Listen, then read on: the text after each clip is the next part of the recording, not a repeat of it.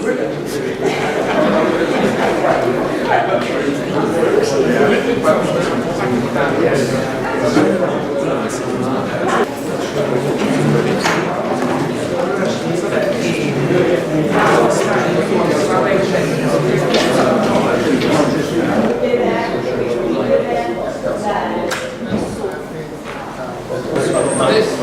session intended as a tribute to our good friend Cirano.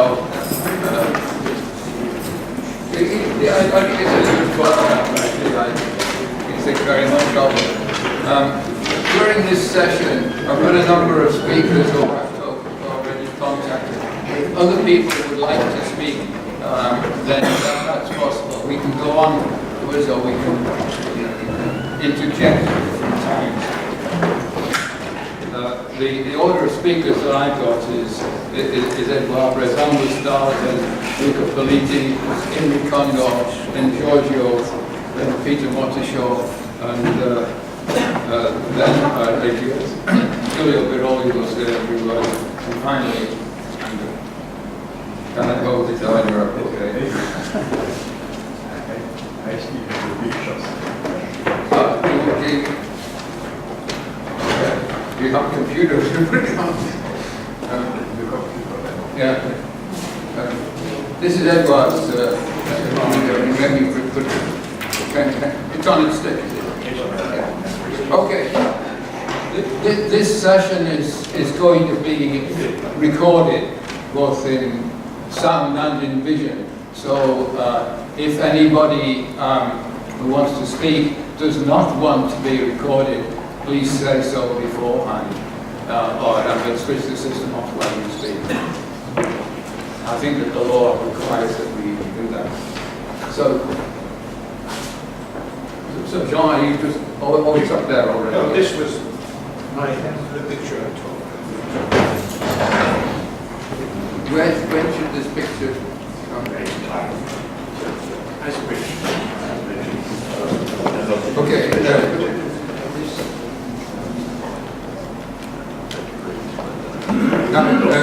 While they're filling that up, I'd like to say that you probably realize that I had contact with Cirano myself in relation to spin glasses.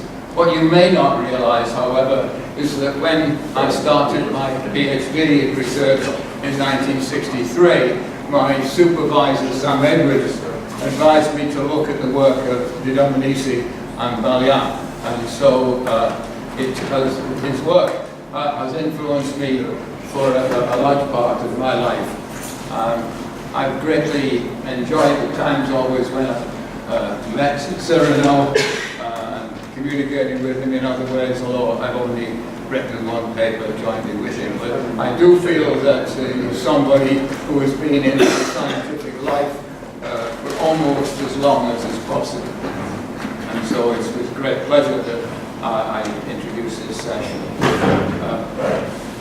If we're now ready, then depending upon how we want to do this, because that was a surprise to me.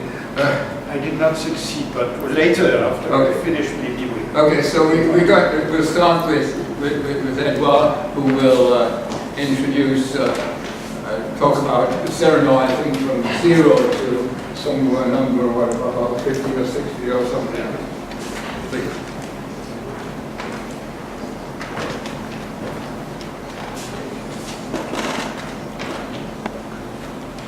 I guess I'm here, the person who knows Cirano for the longest. I'm grateful to the organizer to have dedicated this to Cirano De Dominicis. So, first of all, I've known Cirano for most of his life with the French spelling Cyrano. However, and Cirano. However, he went back to the Italian spelling Cirano a few years ago. I don't know exactly when, about 5 years ago. Cirano is a very, very famous French name.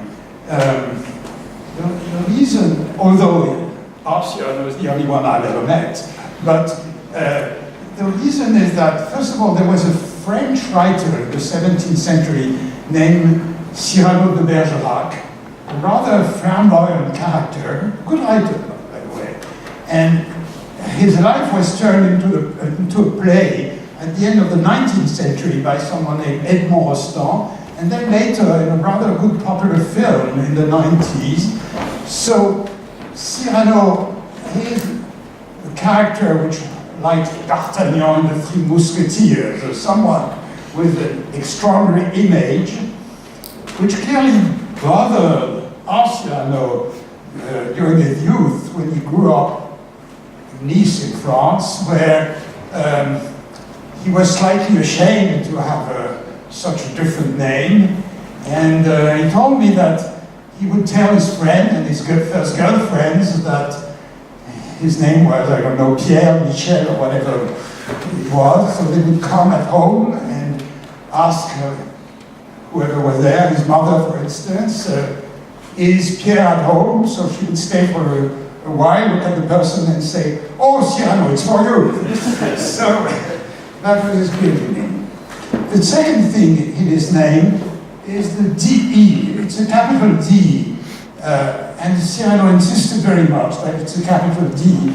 The reason is that a lowercase, a small d in France, is the remnant of the old nobilities, like some of you may remember Pierre-Gilles de Gênes, and that was clearly, Pierre-Gilles had nothing to do with nobility, but his origin went back to this. And Cyrano, who insisted on his proletarian working class origin, didn't want the small d and no confusion. So, this is a picture of what I've seen. So he was born in 27 in a family of Italian migrants. I'm not sure exactly when they moved to France. I would imagine that it's shortly after Mussolini came to power in Italy, which was, what, the end of 22 or something like that. So he was born in 27. I thought he was born in Nice, but I discovered that he was born near Grenoble, in some place. But then they moved to Nice. And Cyrano's father was a simple man, working as an electrician craftsman, and he grew up in Nice. Clearly, Cirano was a brilliant and unusual student. We have in France a competition of all high schools, at the end of the high schools, in many fields.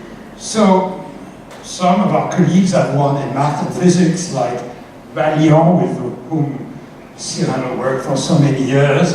But Cyrano was very proud of having won this general concorso, as you would say in Italy, in history and geography. So clearly this was, he was very pleased with that.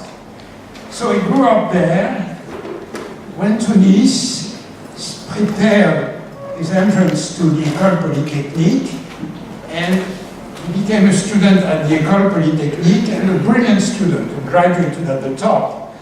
And in our crazy French system, which is still crazy, in 51, he ended up as being entering what is called the corps d'élite, the mining engineers, public mining engineers, as a student.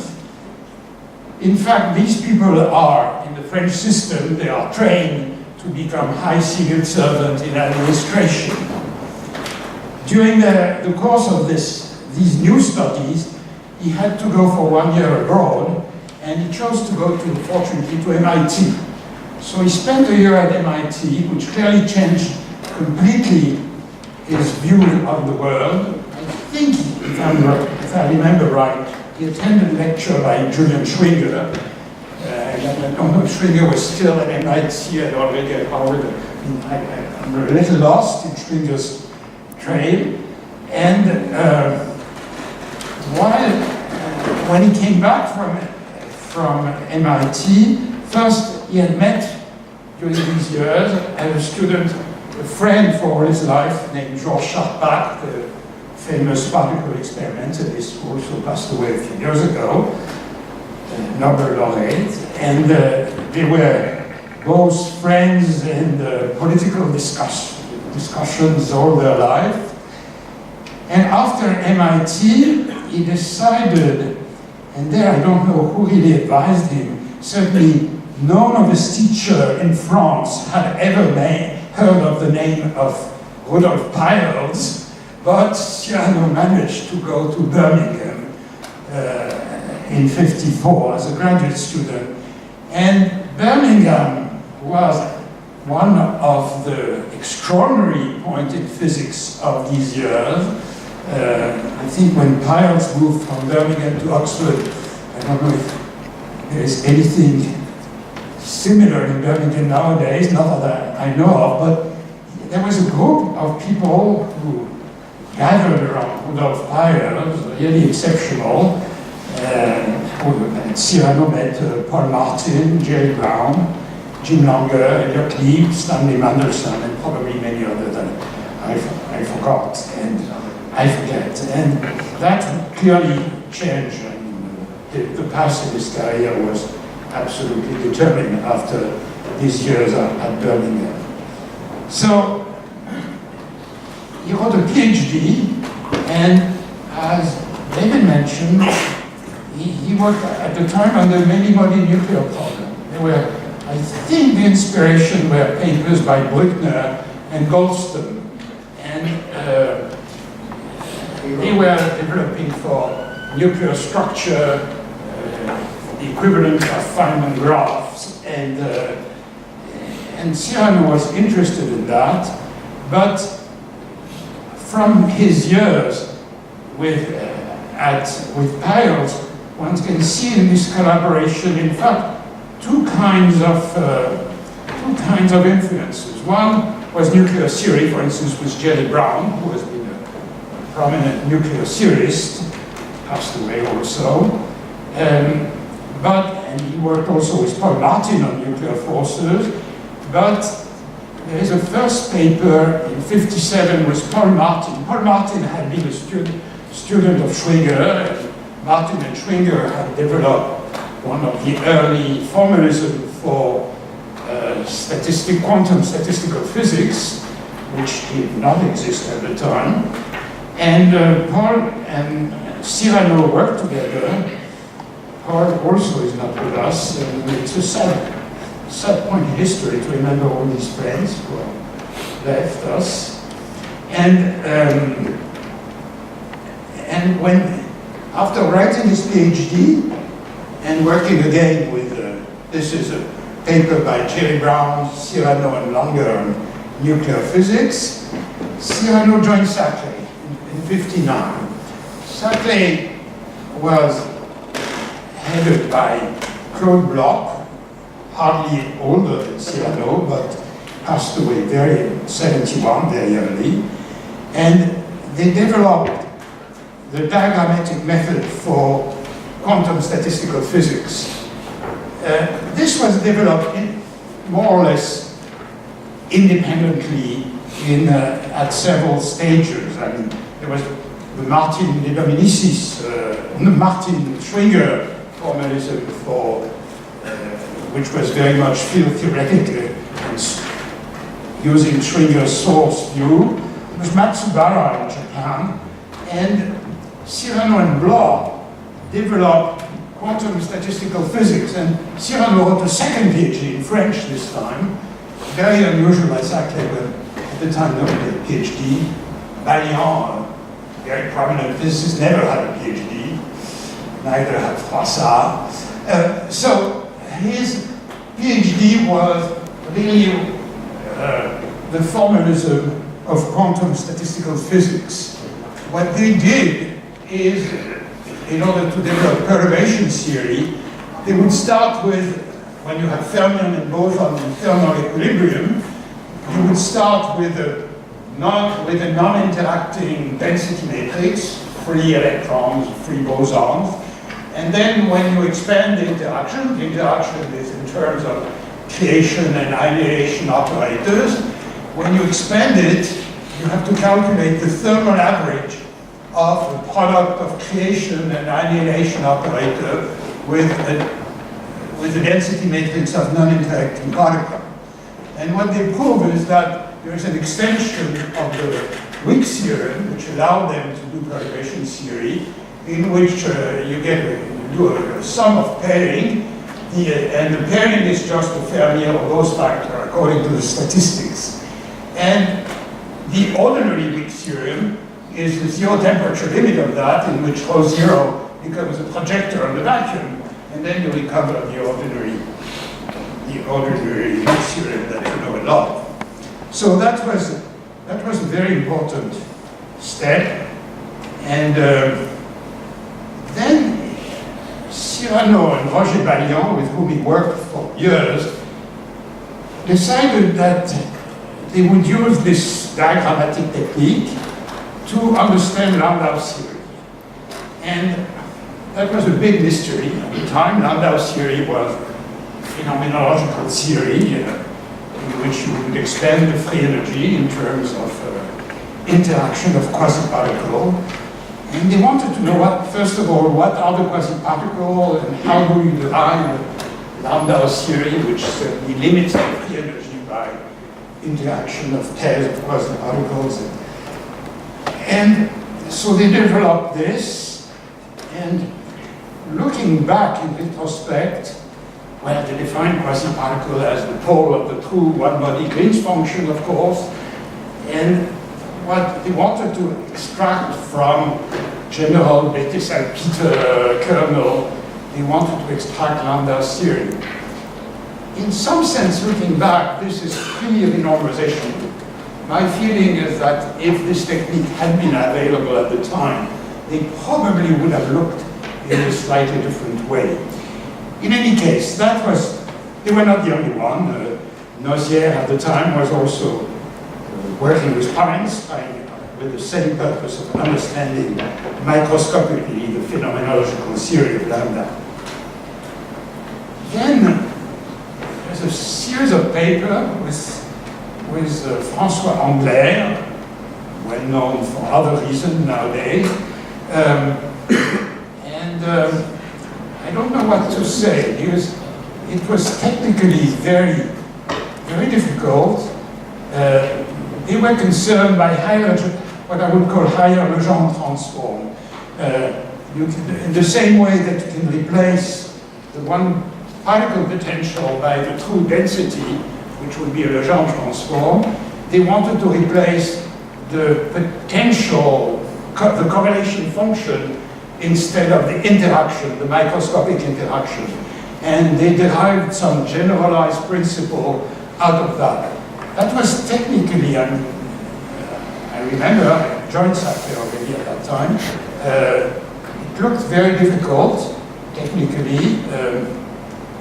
I'm not sure exactly where it led them to, but it was certainly philosophically quite interesting.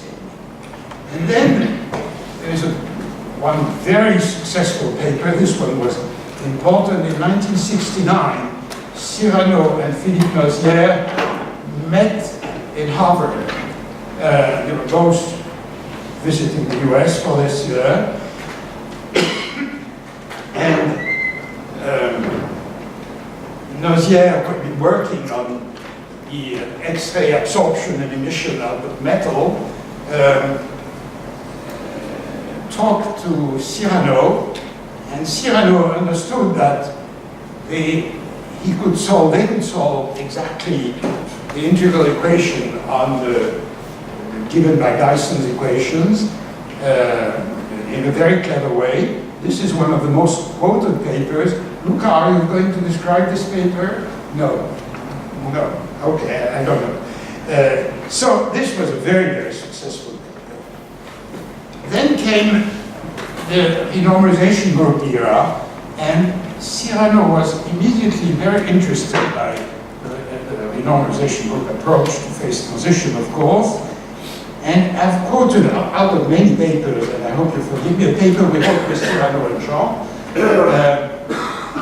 in which, in some sense, it was pedagogical education that Cirano forced us into understanding within the ordinary, with Fisher fixed point, how one could recover the anomalous dimension of higher operators. In standard field theory, if you work in 4 dimensions, for instance, you have to renormalize together all the operators which have the same dimension. So here it's dimension 4, and you have 3 operators of dimension 4. So this gives the matrix of 3 by 3 renormalization constant, and the eigenvalues of this 3 by 3 matrix give the correction to scaling.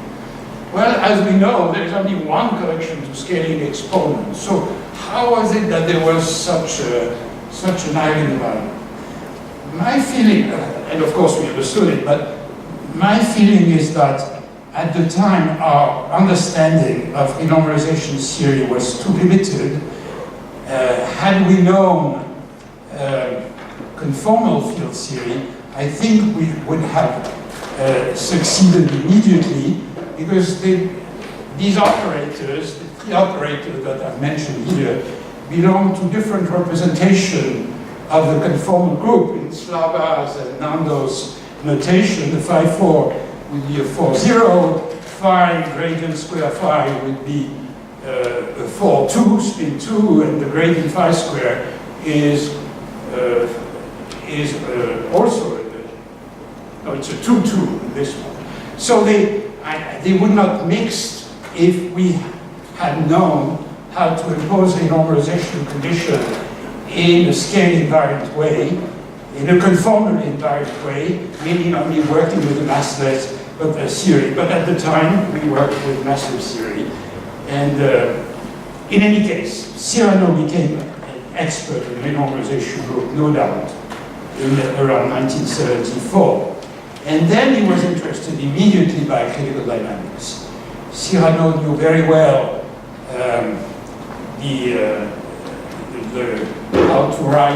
how to use the Martin-Sigia-Rose formalism for dynamics, which was recalled earlier today. And he wrote several papers,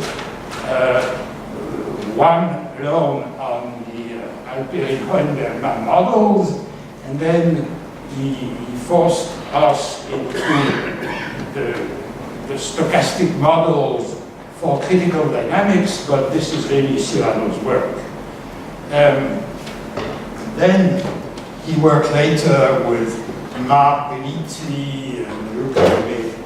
I hope you will describe a little more what I'm talking about. And that was, I think, quite successful and helpful to understand this. It's in 29,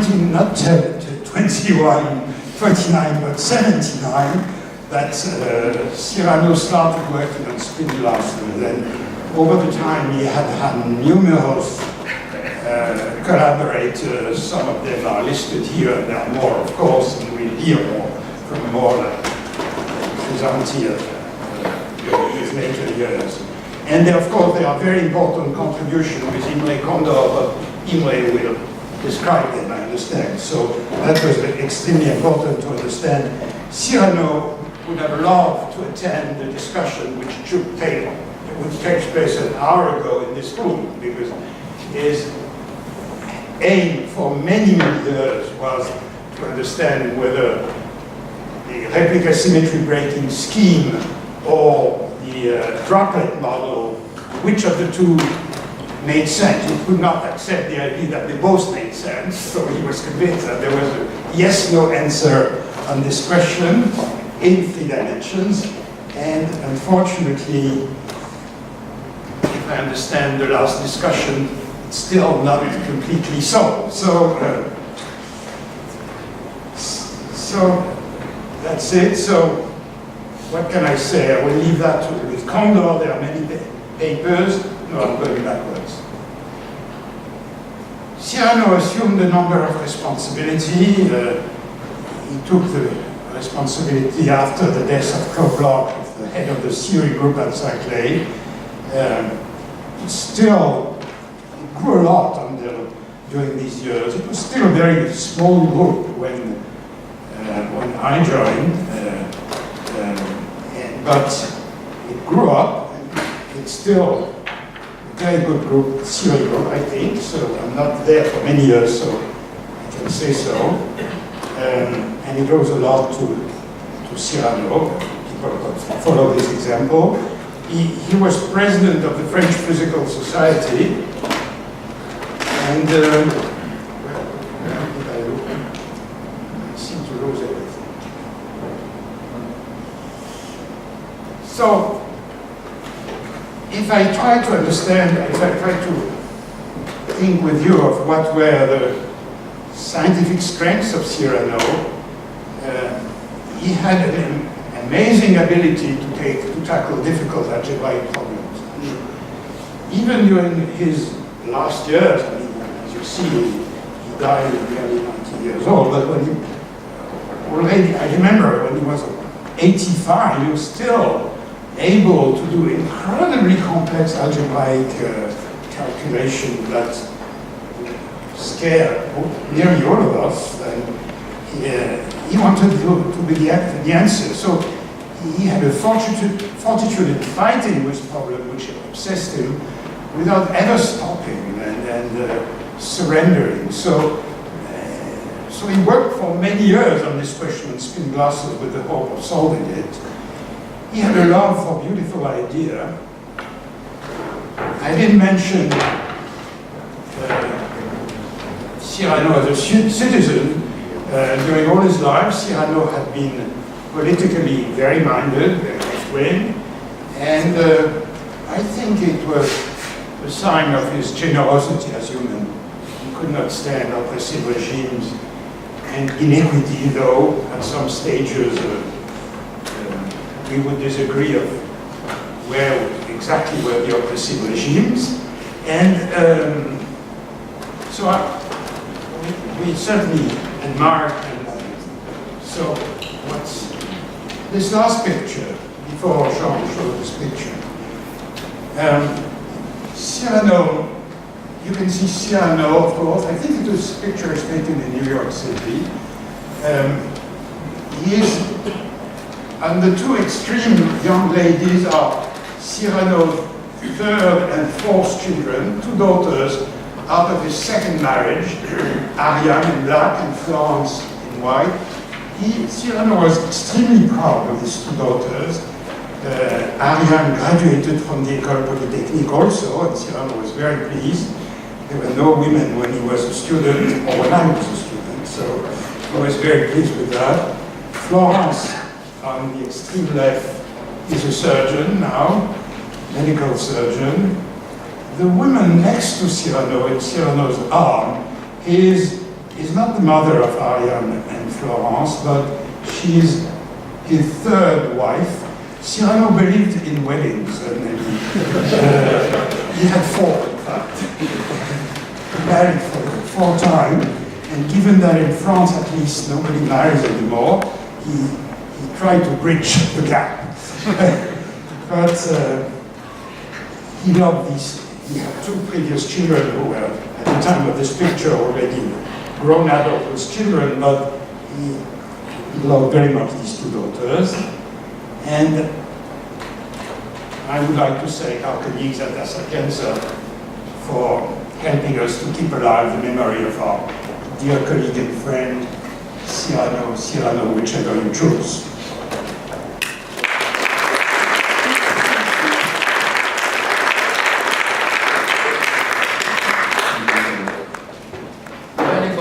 Wants to ask our speakers questions during the session, please do. Otherwise, yes, I would just like to make a very short comment. Yes, I would like to make a very short comment with the paper with Andrea, and I have not read the paper, but I can understand the motivations. And one of the possible motivations is that when you want to discuss symmetry breaking in in quantum field theory. One of the model, which was quite popular at that time, was the Lambo-Iona senior model, in which the symmetry breaking happens at the level of the fermion propagator. So the two-body field, the things which is interesting in that model is the Lejeune transform with respect to the fermion propagator, and I think that Angler probably want to understand better these things, because I remember also paper Polyakov-Midnal, the first paper Polyakov-Midnal, in which there was looking the symmetry breaking in the two-point functions. So I think that this was not unrelated to the previous reason for which Angler is better known these days, but there may be some connection. But finally, I mean, that was not a very interesting game because there was a mess of so much money. Jean, if you want to show your picture. I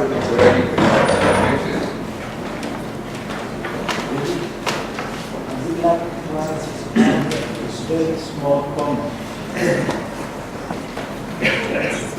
So I would like to quote something that Cirano told me. Is how he joined the Saclay. Pardon?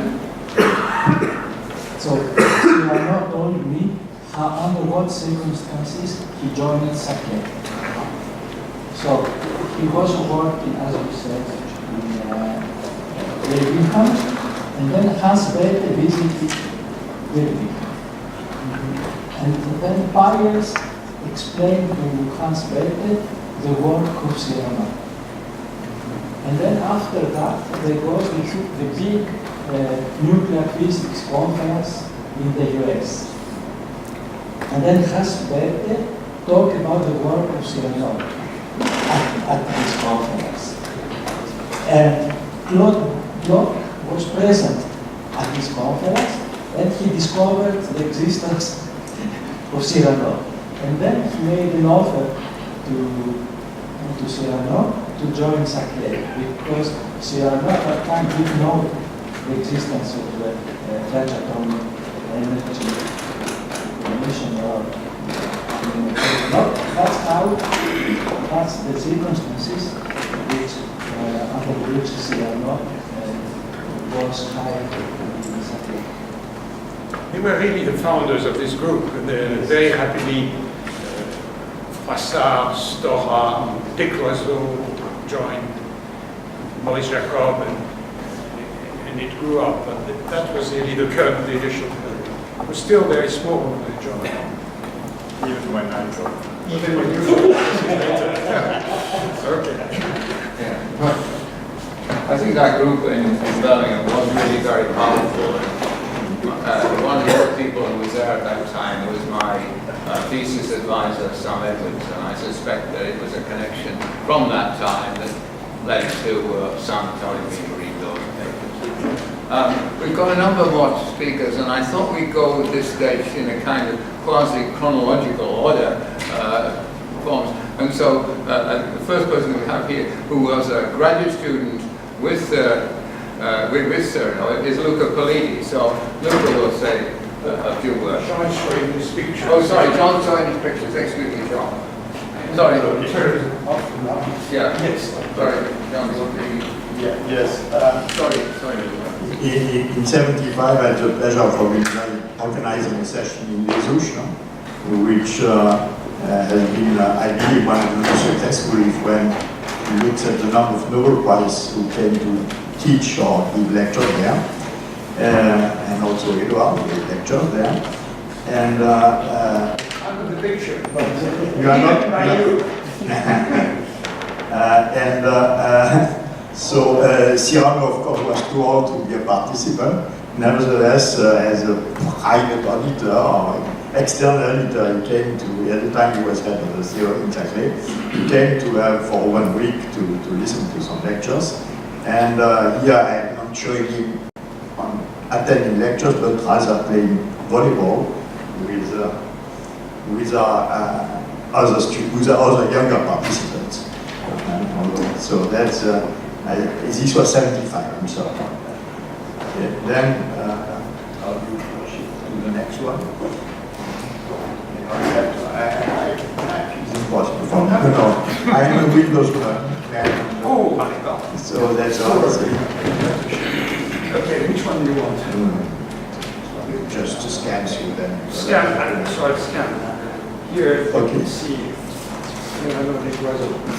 Yes, that's a few years later, this is 2000 something. Yeah, okay. And then there was a meeting in Rutgers. This is Rutgers, and behind is Pierre Hohenberg. who just passed away. Okay, so in 2005, which is 2 years later than the previous picture, there was a session organized by Lebowitz in Rutgers to honor Paul Martin and Cirano De Dominicis. Yes, and so I took a few pictures for myself because I thought it was a great opportunity. No, this No. is so. Oh, Yeah. no, this is Shinobu's. She is also on the pictures, you see. No. That's a Okay. good one. Rutgers. That's Rutgers, yes. Next door, on the other Rutgers. Very So, happy. well, Yeah. Okay. Michael Fisher was there too. Okay. Rutgers still. You see that? This is Paul and Cirano. Very good one. so that's, it's kind of amusing actually. So you should look at it. Paul and Cirano. Okay, so that's the only thing I want to show. Everything since Edouard has Okay. seen a little bit more Cirano than myself, there nothing more to add to what I said. Okay. So the only thing is that when he was a great scientist, I was not sure that he was such a great manager. That's a total problem. So anyway, now we've passed it. Okay, so I met Cirano in Bergès in 73. It was this wonderful school of visual phenomena with all the stars of the time. And so I knew his name because I was actually at the time working on my PhD thesis, which was on the renormalization proof approach applied to the functionals. It was the De Dominicis Martin functional, to which I had been led by Carlo and Gianni Ioni. So for me it was very nice meeting the guy on whose functional I was working, and he invited me to come to Saclay. I couldn't come immediately because I had just a little bit of military service to do before. So I arrived at the postdoc in 75, so he met me and said, now you know there have been these papers by Alperin and Hohenberg on dynamic critical phenomena. We've applied the renormalization group to A, B, C, and D, and then there is the rest of the alphabet. So let's go for the rest of the alphabet. And for me it was so very emotional to arrive. He was the head of the theoretical department at Saclay. I was at the time also president of the French Physical Society, and I was just an immediate postdoc arriving there. So we would meet every day. He had the back printouts of the computer, plenty of pencils, and so one would be at the blackboard, and the other one would take note on the back of the printouts, and doing these calculations. So the calculation didn't seem to go on very fast until at that time there was a third player, and the third player was Damianiti, who was on sabbatical. And Damianiti had studied the dimensional regularization. It turned out that dimensional regularization was the tool we needed in order to separate the renormalization of the statics from the renormalization of the dynamics. And so with this basic ingredient that we got from Danny, we were able in some, say, quite a number of printouts to find the renormalization group equations for the dynamics of the dynamics of systems which non-break into dynamics. So it was, for me, it was very exciting to be there and to learn how to do this research over many, long time, complicated calculations, and finally getting the things done. And I think that I really learned from him how to make science and how to be passionate about science, and not only science. You can imagine that having Cirano and Daniel meet in the same area, it was also political discussion were going pretty hot and very interesting. So this is how I like to remember it. I remember that he was preparing, when there was a complicated calculation to do, he was preparing like going pretty much in the same speed as going bouldering in Fontainebleau or for a run, a 10-kilometer run. It was really just athletic preparation. It was quite fun. Thank you. Thank you very much.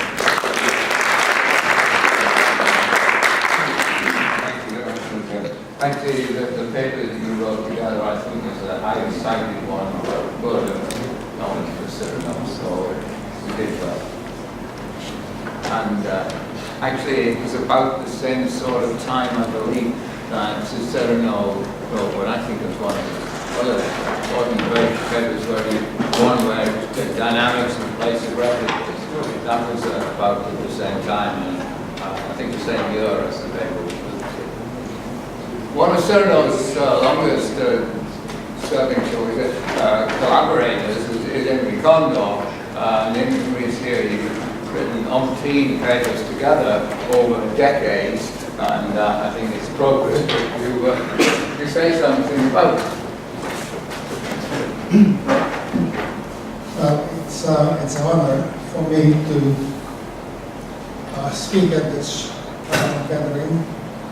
And I prepared some notes because I'm getting very bad at recalling names and wanted to avoid the embarrassment of fishing for names in the recesses of my memory. Well, my contacts with Cirano go back to the end of the 70s. What happened was that in 1978, I applied for a permission to go to Les Ouches. And the permission was denied by the Hungarian authorities. Moreover, the mere act of seeking a permission to participate in a NATO-sponsored summer school was regarded, I quote, either a high degree of political idiocy or more probably a deliberate provocation.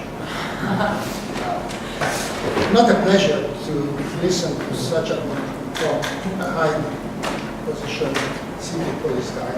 Now, there was a big scandal. I was not allowed.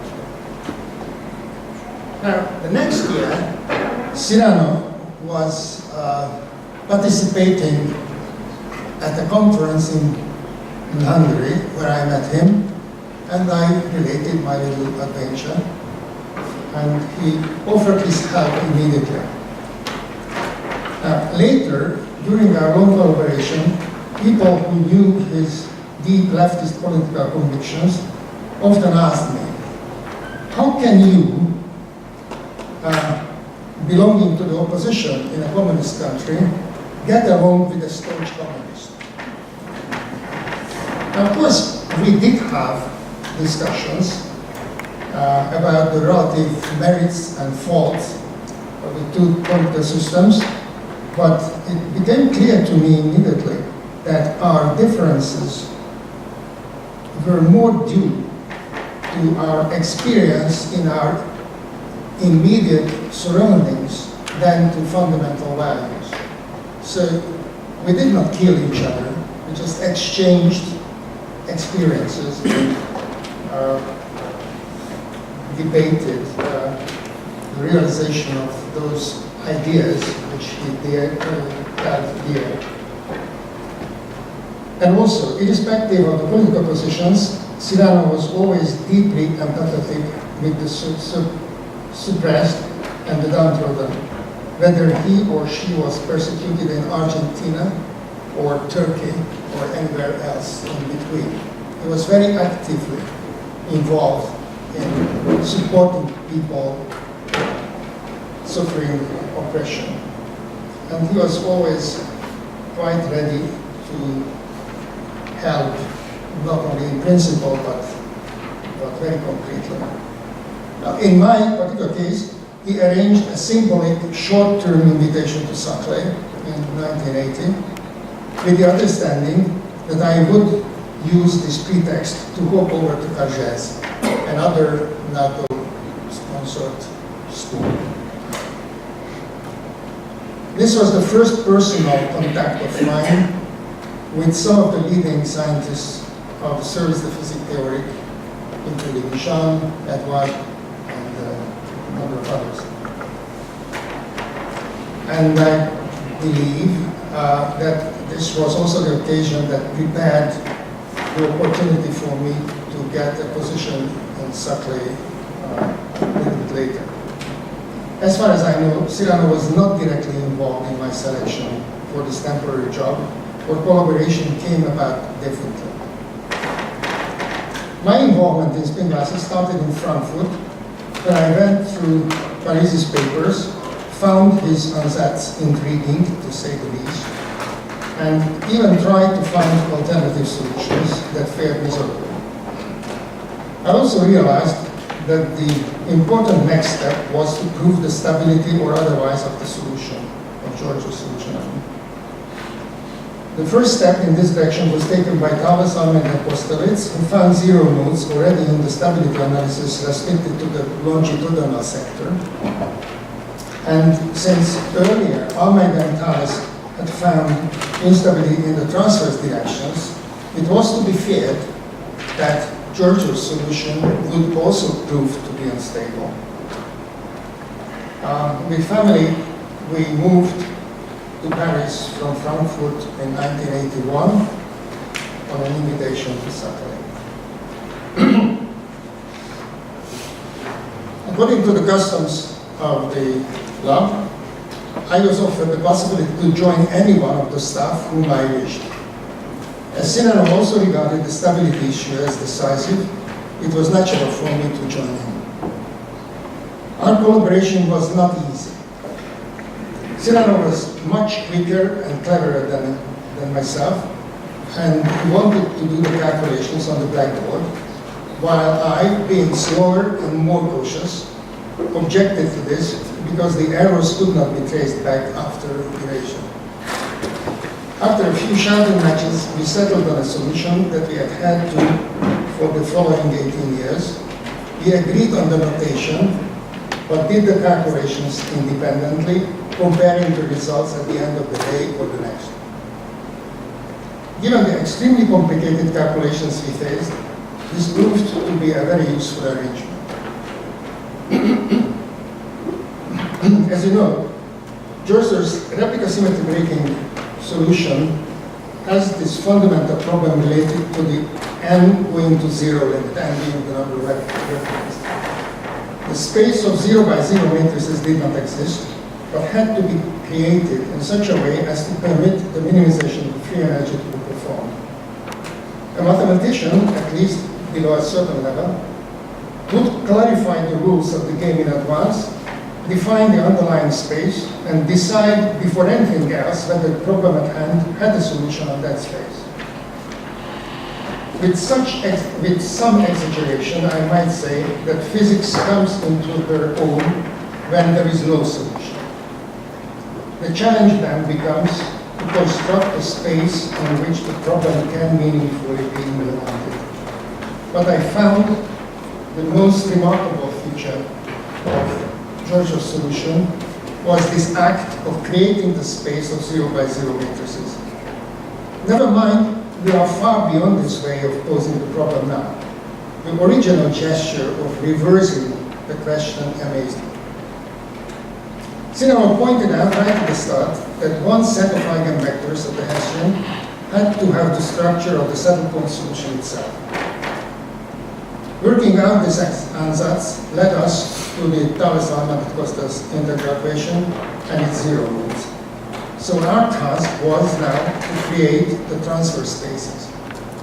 We struggled with this for quite a while without any progress.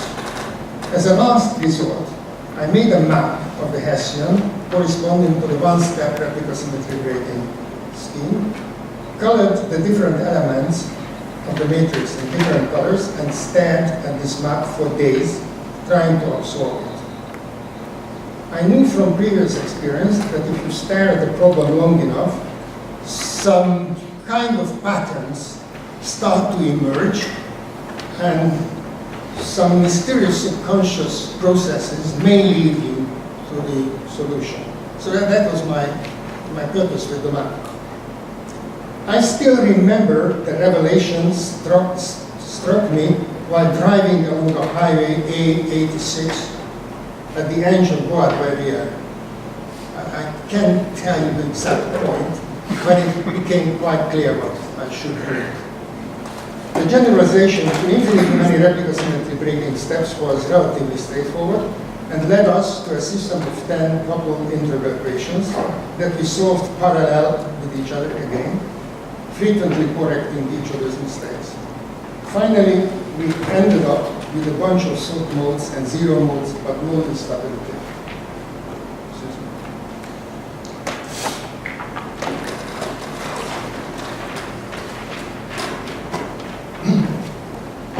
In setting up these eigenvalue equations and decoupling them, we were constantly exploiting the symmetry of the problem, the symmetry which not much later became to be known as ultrametricity.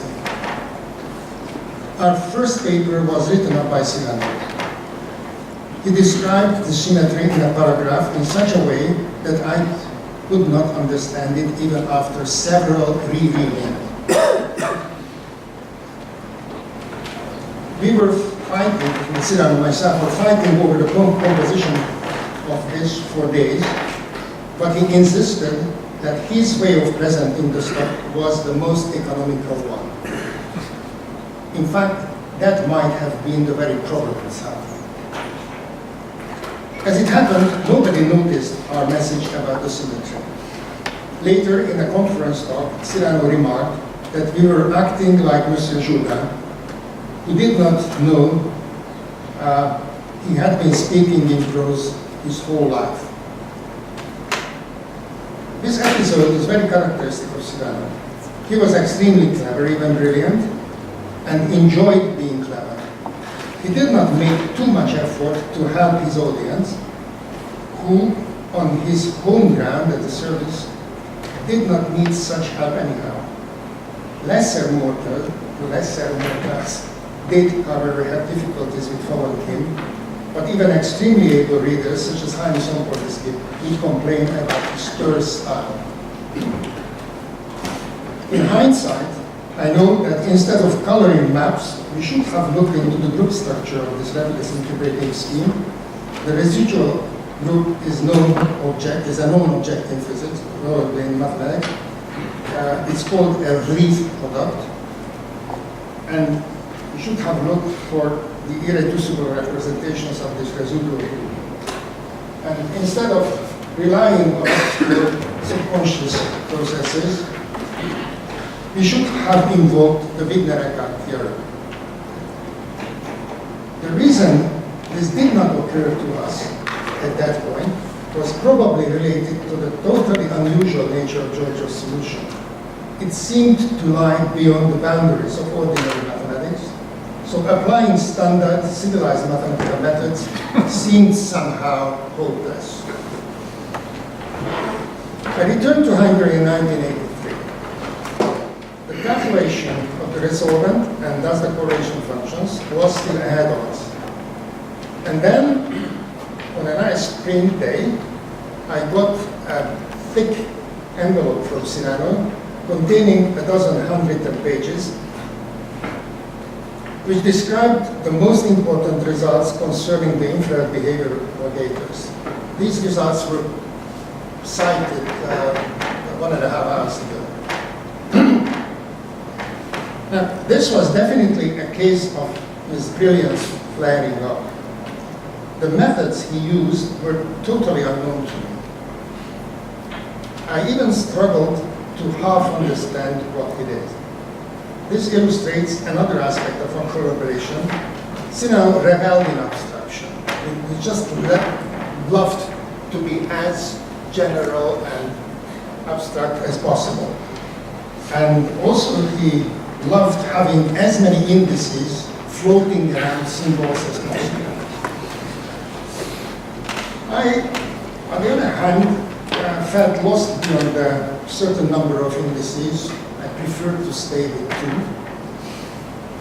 2. So I just set out and reproduced his results via the spectral decomposition of the Hessian.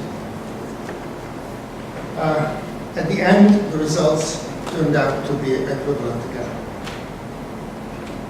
Subsequently, we derived a formally exact non-perturbative Ward identity for the correlation functions, demonstrating the presence of 0 modes in any order. The physical meaning of 0 modes in the Ising spin glass remains an enigma to me to this day.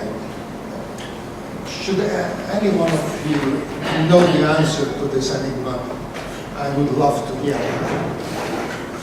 Later, with the cooperation of Tamás Temesvári, we found the physical interpretation of the propagator in terms of intra-valley and inter-valley overlaps of correlation functions. Still a few years later, Cirano found a very clever reparameterization for all these many index quantities and introduced a Fourier transform over the intrametric group. This is more or less equivalent to irreducible representations. It was only in 1995 that we posed the problem of irreducible representations quasi an afterthought. Claude Itzigson took up the problem and started to work on it. His untimely death prevented him from finishing the job. It was later carried through by a guy in Budapest, Péter Bantai, and led him to some interesting results in order forms. Unfortunately, our propagators turned out to be so complicated that generating a perturbation expansion proved all but impossible. Working out the first loop correction was already very painful. Beyond a certain point, I felt we became prisoners of an impossible problem.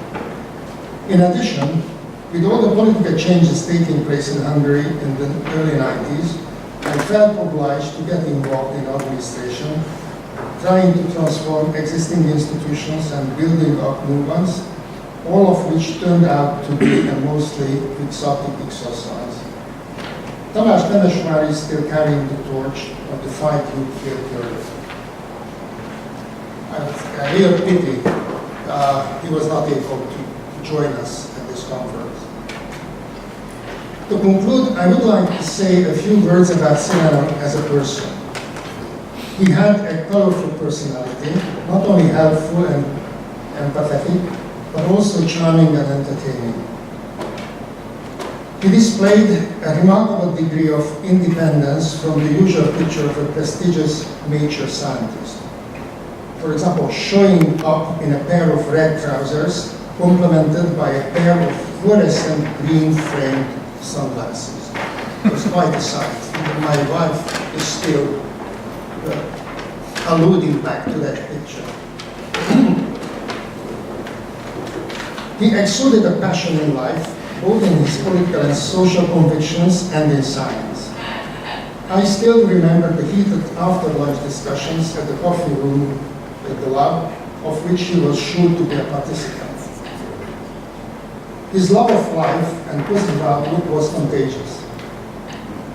I had an extremely bad spell in 1988, and we had a life-changing conversation in a small restaurant in this very city of the Piazza Navona. He shook me out of depression, and his support helped me overcome the worst crisis I ever experienced. I regard that conversation as his second major impact on my life.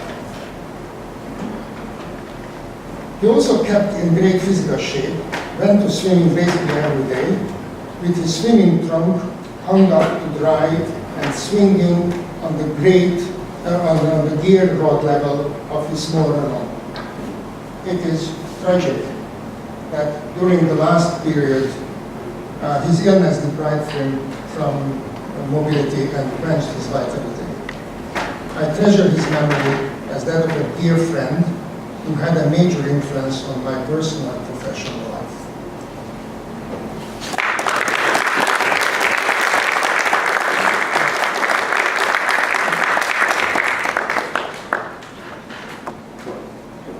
Thank you. Giorgio, I think you said you would like to say a few words at this point.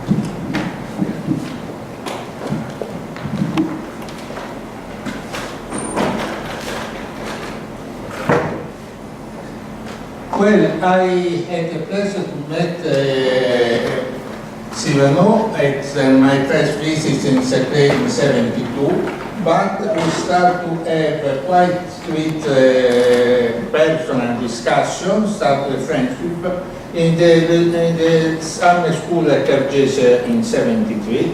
This was a wonderful school that was organized by Loire, Prezen and Jean Dingesten. And the school was an extremely interesting school because it was the first, I would say, large-scale meeting on the newborn normalization group, where many people attended, Wilson, Lieb, Lebowitz, and so on. And also, therefore, there was a lot of infinitely many discussion about the physics, and also there were also many discussions about politics, also for many reasons.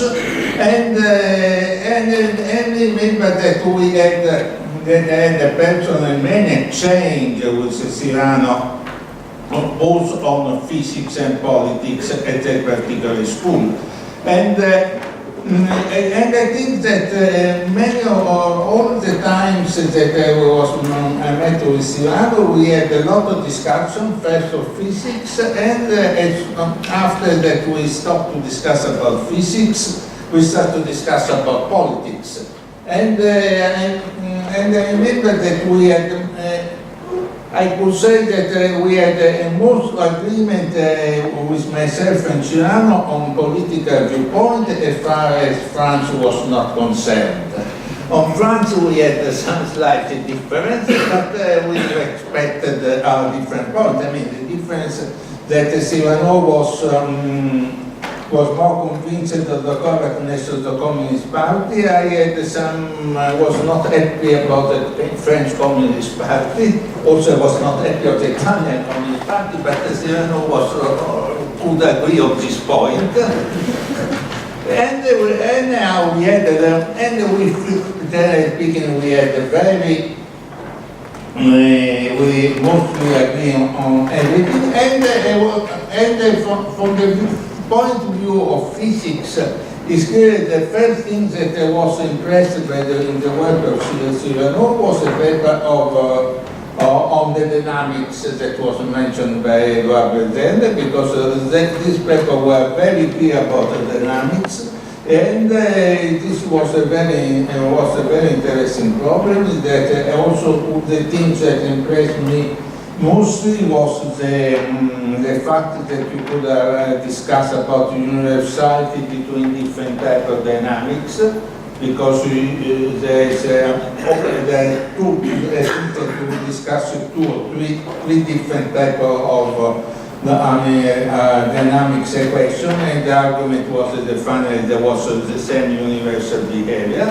if I remember correctly. And this was, at that time I was not so much interested with dynamics. I was not working with dynamics. And the things where we start to work on nearby subject was essentially we started in spin glass. And I started to spin glass in the beginning of 79, or the end of 78 more precisely, during Christmas vacation, and at that moment it was a moment where replica symmetry breaking was starting. There was a computation by Bray and Moore with a replica symmetry breaking with one scheme. There was another computation that was done by Cirano with a different scheme. And therefore, I also start to work on replica symmetry breaking, suggesting a scheme that was different both from the one that was done by Bray Moore and by Cirano. And anyhow, the thing that was after that, Cirano was strongly interested in spin glasses, and he made a lot of progress. I mean, there is the magnificent work that is done with Ingrid that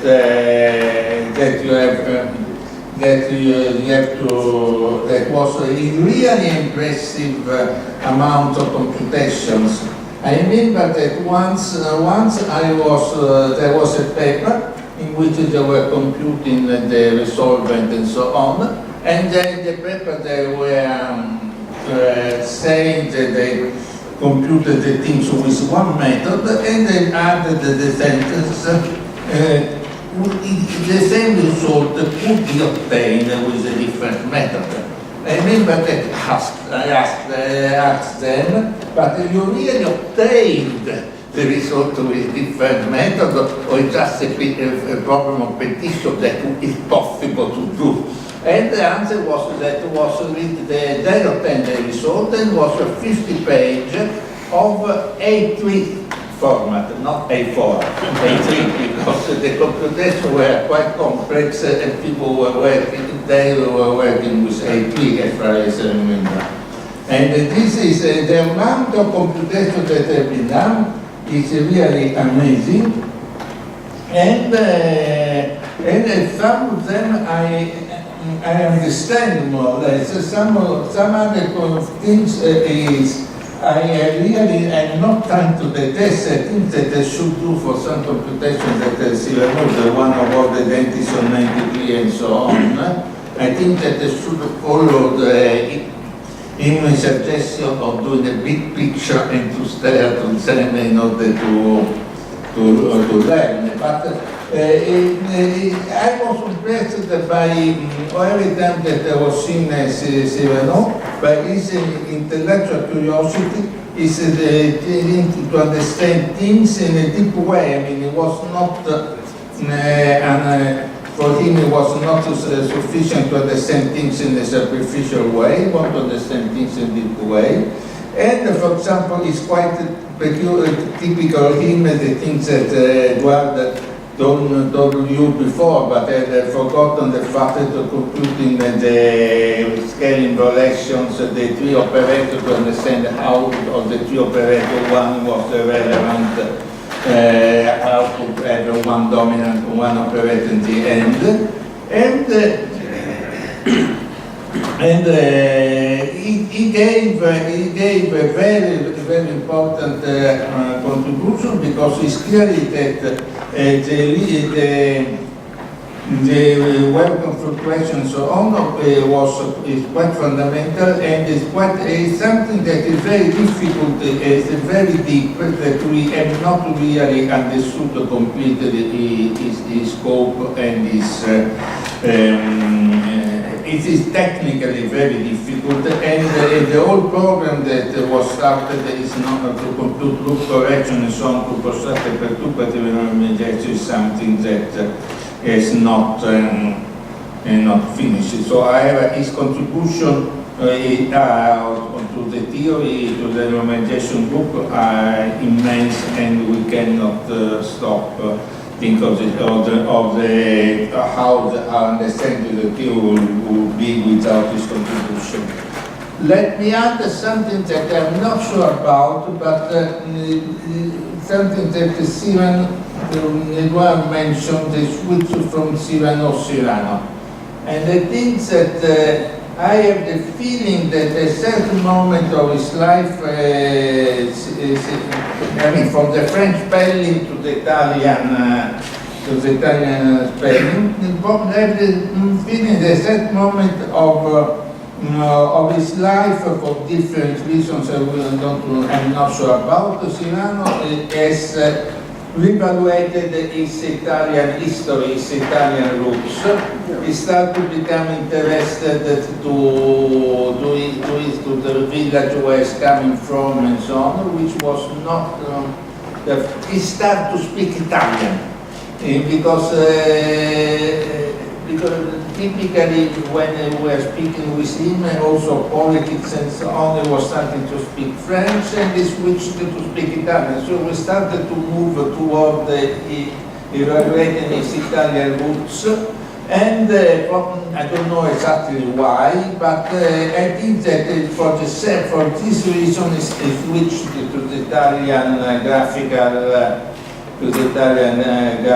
spelling than the French one. Cirano is not a common name in Italy, I would say. It's the only example of an Italian name with Cirano, but anyhow, that I think that this was some period of going from France, from reevaluating, let's say, his Italian roots.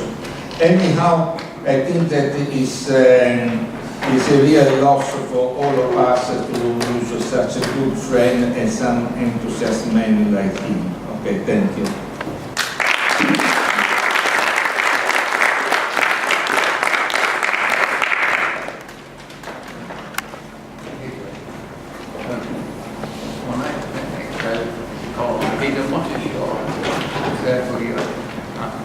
Peter worked with Cirano in the second half of the 80s.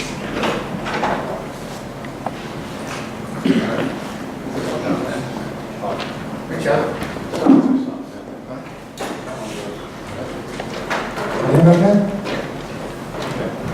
So, when David was organising the session for Cirano, he had a look at the numbers of papers that people had published with Cirano. I came in as the second, or equal second in the number of papers, which was a surprise to me, because I worked for a period of about 3 or 4 years with Cirano. And I think it reflects the intensity of the working relationship that we had during that time. I actually arrived in Saclay in 1985. The previous week I'd just been awarded my PhD at Imperial College. David was my supervisor, and I was very much steeped in replicas. But I was 24 years old, it was my first postdoc, and I really didn't know very much more than replicas, either in physics or anything else. So the discussions earlier about discussing politics with Cirano, anytime I said anything about politics, I used to find it extremely amusing. I didn't really understand why. So we didn't really discuss politics in any great detail. So obviously the interest was in replicas. I arrived in Saclay, and after a couple of days, Cirano came down to ask me what I've been working on, and we had a very good discussion about that. He then told me about some of the ideas he had and things we could look at. And I was really struck by his excitement and involvement in the subject. And so I very quickly started working on the problems that he suggested. And I can also say that the working style was, you have a large sheet of computer paper printed on one side with blank on the other, and did immensely long calculations and then compared them at the end of the day. So it's very much each day you come in and discuss things, new ideas, what we got stuck with, and then try and progress it. And this is very exciting way to work. It was really new to me, and I think I found it a very inspiring experience. And the specific things we were working on, in 1985, the George's proposal of the solution of the SK model, I think was now starting to be well understood, and the interest was in what happened in related models. We can understand this better by looking at more complex problems, and also to try and understand what happens in 3 dimensions.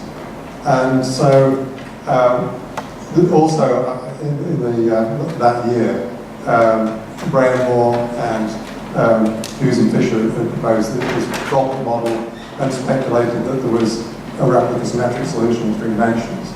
So our starting point was Cirano had the view that if in 3 dimensions you did have a replica symmetric stable solution, then you really should start from a mean field theory if you're going to do an echelon expansion around 6 dimensions, which was itself replica symmetric stable.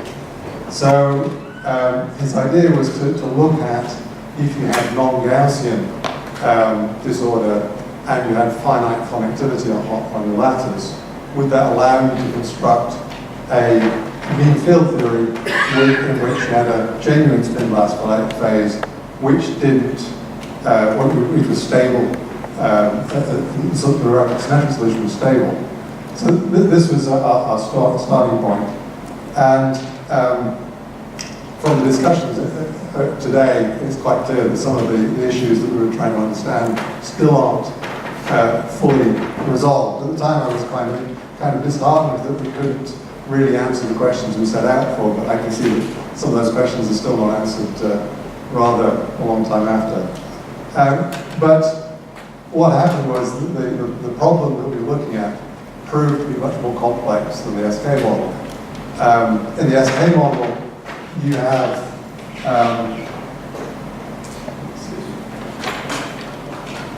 so in the SK model, when you look at replica solutions, you have just you have an order parameter for each distinct pairs of replicas alpha and beta. And when you start to look at problems where, if you look at the disorder distribution, if this is non-Gaussian, and in particular if you look in finite dimensions, you start to find that you have to worry about all the so every possible unique combination of replicas generates an order parameter. And so even if you look at the replica symmetric problem, rather than having a single order parameter here, Q, you actually have an order parameter for each possible number of replica combinations. And obviously as n goes to 0, it becomes quite difficult to deal with this. So our original objective of looking at a perturbative expansion around 6 dimensions, we couldn't really address it because of the complexity of this. But at the same time, I think Giorgio and Mark Mazzara looked at the same sort of problem with optimization problems about a year earlier. And what you find is that you can, in the replica symmetric case, even here, in the replica symmetric problem, you have to use a function to represent an order parameter rather than a single order parameter. And so that's a little bit of background on the problems that we're looking at.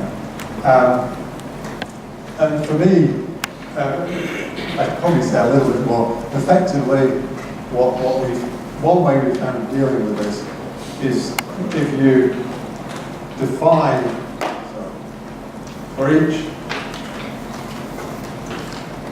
if you introduce Ising spins, n Ising spins, you can define a function which is some r equals 1 to say n,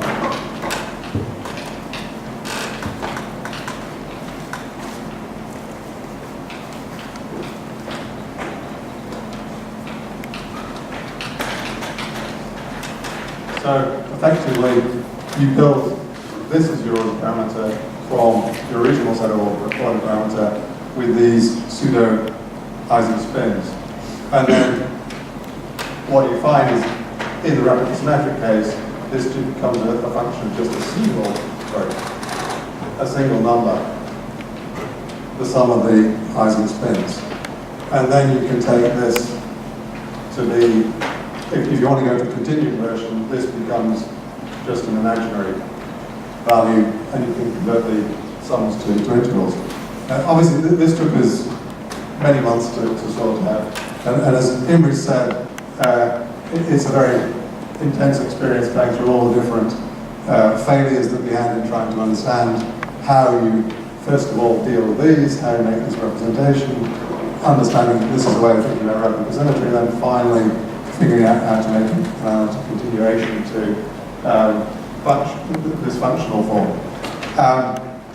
And for me, if you look at working with Cirano, it was, you hit a roadblock, you hit a problem, you arrive in Saclay, he's got ideas on how you get around it, or he's already solved the problem. And each day you get this sort of experience, and it becomes a very stimulating experience, something that's quite inspiring. And certainly for me, that's one of the things I very much thank Cirano for, is that understanding how exciting physics can be, how exciting doing physics can be. So I guess that's one of the key things for me, is tenacity and his creativity. For myself, I think I feel very grateful. I was a very inexperienced postdoc, and he dedicated a huge amount of time and energy to really educating me in these methods and introducing me to these ideas. So I feel very grateful for that. Thank you.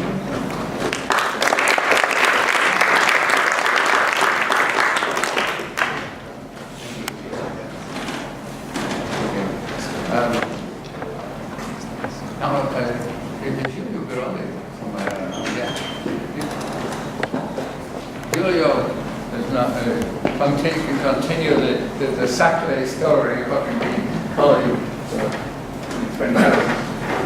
Yes, so I would like to say a few words about Cirano as a colleague. So I joined Saclay in 2002 and I met actually Cirano before.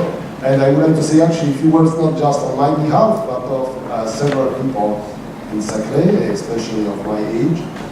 So there were several people that joined Saclay around 2000 in the group of statistical physics and condensed matter. And I think I can really, the things that I'm going to say are really, they share exactly the same feeling. So, for instance, Catherine Pepin and Olivier Barcolet joined more or less the same year. Now Olivier is a senior leader, well, still in Saclay, but he's also a senior leader of the Flatiron working group funded by Simons. Catherine Pepin is a leader scientist in quantum critical phenomena. And for all of us, when we arrived in Saclay, Cirano was really a hero in physics. And even though we were doing very different things, so Catherine, she works on quantum critical point, Olivier works on the first principle method of strongly correlated electrons, I work more on Russell system. In all our fields, actually Cirano did really fundamental paper. So for example, for Catherine, this paper on the X-ray edge problem is really incredible paper. For Olivier, the paper of Cirano with Paul Martin are extremely influential paper. And for me, there is an endless number. When, for example, the paper by Cirano on dynamics, the paper on spin losses that were cited several times. And so, well, when we arrived in Saclay, well, it was a hero, and then we knew him better, and we discovered, well, first, how charming he was, and also how knowledgeable he was. And we discovered actually that many of his papers were deep and hard, but actually we discovered that he has also many unpublished results were even harder, and we discussed with him several times. And discussing with him was really discussing like physics itself, in the sense that he took part in so many results that are in, let's say, in the history of physics. And so when he discussed with us the part, the physics part, And then the funny part with several anecdotes. I don't know, he was, for example, marching with Stephen with Younger, he was in the village village with Rattinger, and then he had also many funny stories actually with people that are in the audience, but which that I cannot tell because maybe later after the conference. So, I mean, I would like just to give you an example of the scientific role of Cirano, and I will give my own example, so I will be brief. And again, I mean, my example is just an example. I'm sure that many people in secondary will say exactly similar things, but slightly different papers. So,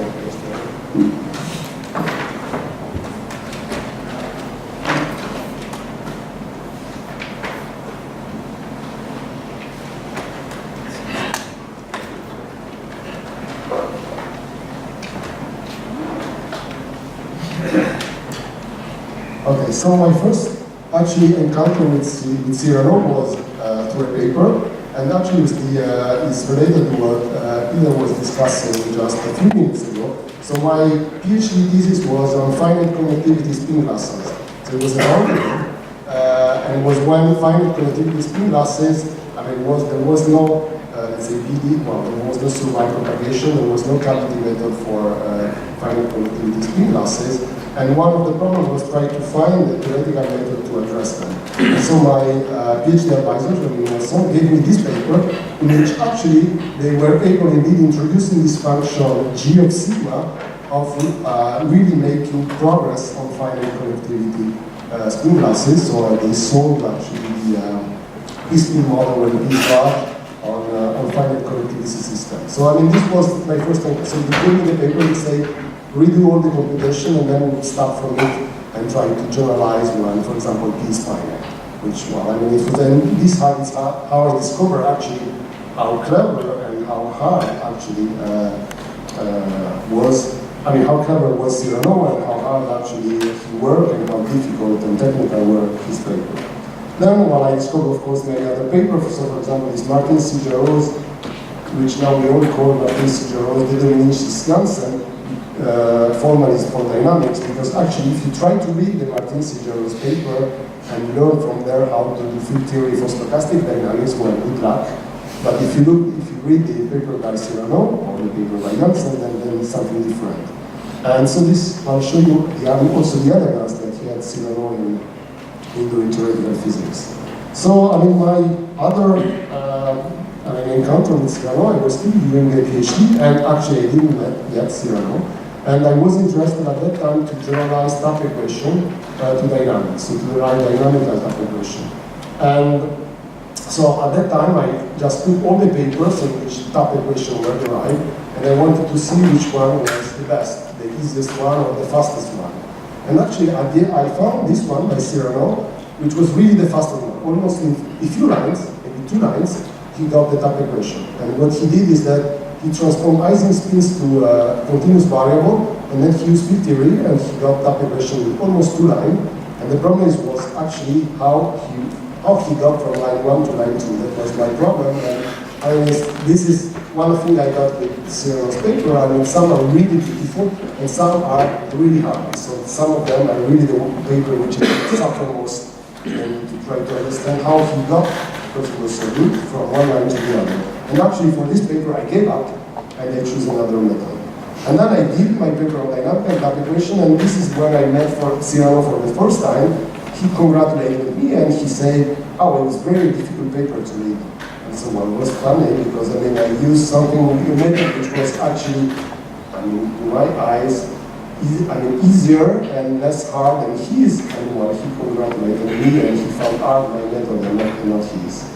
And then, well, I'm coming now to papers which I really find great, and this is just to give you an example of Cirano production. So when I arrived in Rutgers as a postdoc, I changed subject. I was not doing statistical physics, but I was more doing strongly correlated electrons. And at that time, so Gaby Cotter, my postdoc advisor, gave me 2 papers. So one was in the review model of physics on dynamic and wave theory for strongly correlated electrons, and the other one was these 2 papers by Cirano and Paul Martin, which actually are really great. and are really extremely influential, even now, on strongly correlated electrons. So what they did is that, well, they did first algebraically and then diagrammatically, they constructed and understood the property of the Legendre transform with respect to, what we say, one field, two field, three field, and four field.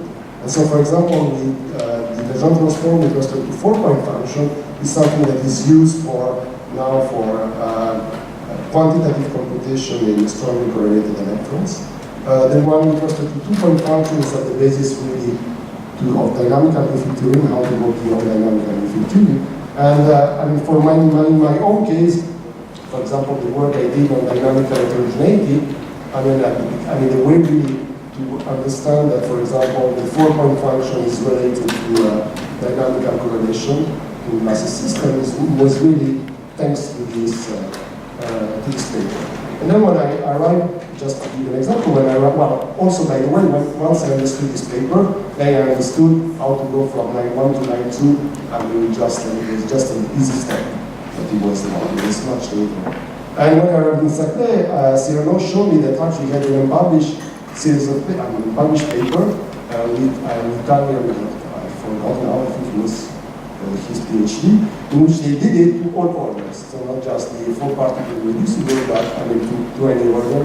They did it, and they didn't publish because it was too technical. So, I mean, this is, well, the end of the thing that I wanted to say. I mean, Cirano was really, a great colleague for us. He was always there, he was very knowledgeable. And so we will have, something that I would like to tell you is that we will have, to celebrate his memory, a conference in Saclay from the 4th, the 4th, the 5th, and 6th of June. It's in the series of the Claude Simpson's conference in Saclay, and this conference will be dedicated to the memory of Cirano De Dominicis, and you will all receive an email concerning this. It's organized by Edouard Brezin, Hervé Oran, and myself. So thank you.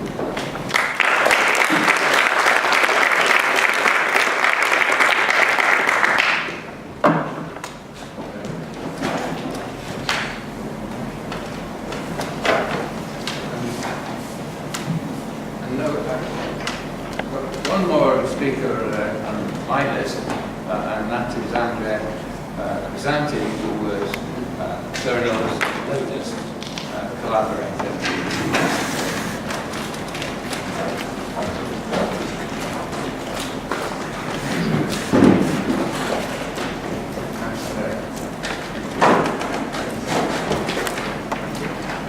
Okay, I am the last one in the sense that probably I'm the last collaborators of Cirano. Yes. Okay, I knew Cirano, the paper of Cirano, since my PhD thesis because in dynamics, we know that the student very more But my collaboration with him started at the beginning of 2000 because when I came back to Italy, I moved to different subjects, influence and other things, and I moved back to building systems in the beginning of 2000. And I met him some in the Zouche, RGS, but he was just someone that wrote nice papers, sophisticated papers, and so on. He had not any discussion about physics or what we are really doing, just what you can do at the complete practice things. But in 2003, I spent a few months in Saclay. At that time, I started discussing with him. He was really interested in understanding practice with breakings and what is behind this. And in particular, he was interested in p-spins, because p-spins, you can, at least theoretically, observe this. So his idea was to try to understand what is behind replicacy breakings, and moreover, especially the connection between the dynamics and the statics. Because you know there were some. At that time, the only dynamical description was called symbolistic dynamics. And for this reason, Cirano and others developed a different scheme, one that there are different parameters that give the so-called synchronistic solution, which turns out not to be correct. There are some. And discussing with him, we found where was the problem, and we were able to formulate the dynamics, which, as a static limit, has exactly the same scheme of George. And this is the generalization of what we did with Somers and Sonkovinsky. And Horner was two classes. This was one of the subjects, but the other subject was really to understand the connection between the full replica symmetry and the droplets. This was his aim. And he was convinced that the two scenarios must agree. There should be some connection between the two, and try to understand what was this connection. And this is what we did in the last years, trying different approaches. I'm discussing more details these things. I think that about the scientific levels of Cirano, you already know, and we heard a lot. I want just to say something different about his personality and his way of approaching things. I mean, he was a really big physicist, but he was really also big friend. I mean, one of the nice things that we had is the way of working. I used to go to Saclay during winter, because I prefer. I mean, it's not, in summers it's not very nice, too hot, so.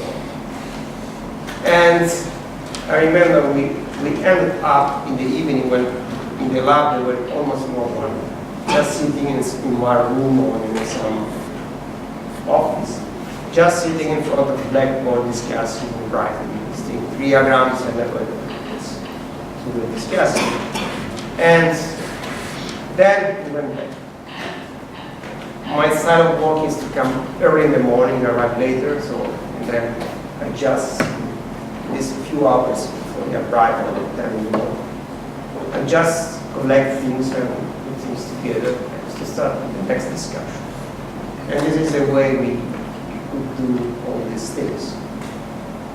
And I worked with them till the end. I mean, even when they married me, started to honor him, and you remember there was this Cirano bus. It was here.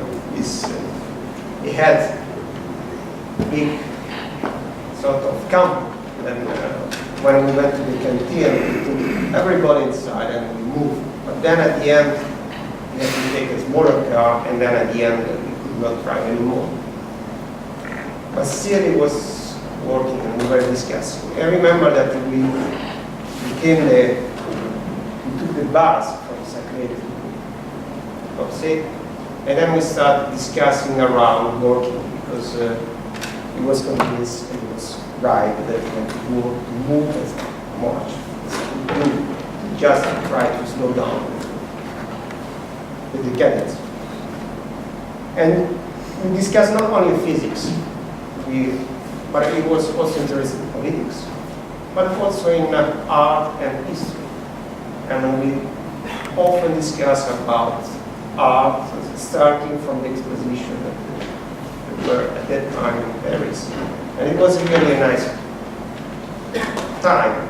And often we end up to his house, and I stop there for dinner, but discussing whatever it comes up. It was really friendly. And this is, I think, the way he solved his hard problems.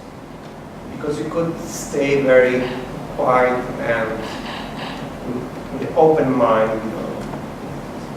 This is probably the best things you can expect from him. This is. I also visited him. He was in hospital. he was still a brilliant. He's the only problem, sort of, the connection were completely wrong. In other words, he had clear in mind everything he did in person, but he could not connect things incorrectly. I'm sorry, I have to stop here.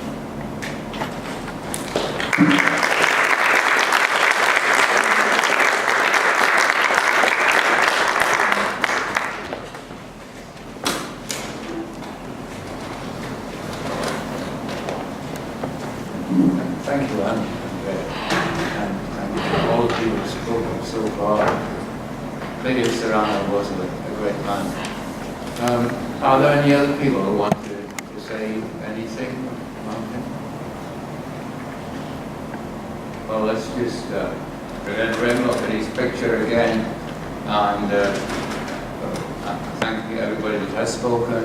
Thank all of you for coming, and well, we're going to get together again later on, so just remember, it's formal weight medals. So thank you very much.